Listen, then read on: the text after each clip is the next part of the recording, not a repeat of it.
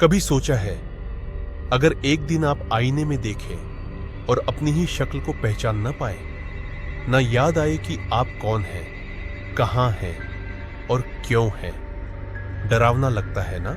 पर अगर मैं कहूं, यह कोई कहानी नहीं है, यह एक सच्चा किस्सा है, एक ऐसे आदमी का जिसका दिमाग उसके ही खिलाफ हो गया।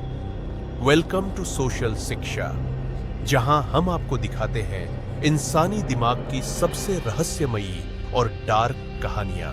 यह किस्सा शुरू होता है फ्रांस के एक शांत से अस्पताल के कमरे में। वहां एक आदमी को भर्ती किया गया जिसे अपना नाम तक याद नहीं था।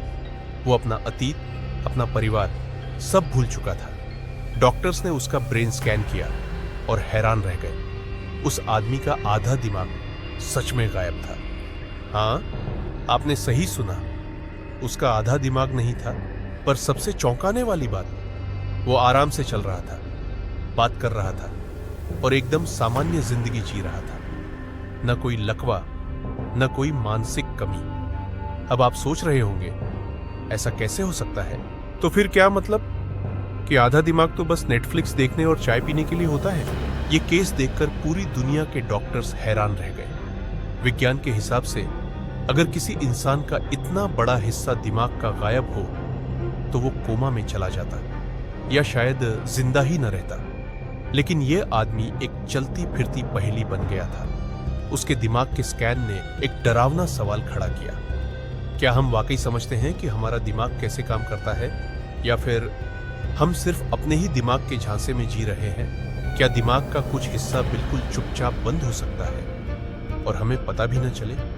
और क्या हमारा दिमाग किसी भी हादसे के बाद अपने आप को धीरे धीरे बदल सकता है, बिना किसी शोर के, बिना किसी चेतावनी के? डॉक्टर्स ने इसे हाइड्रोसिफेल्स नाम की हालत बताया। धीरे धीरे उसके दिमाग की जगह फ्लूइड, तरल पदार्थ भरता गया और दिमाग ने खुद को उसी हिसाब से ढालना शुरू कर दिया।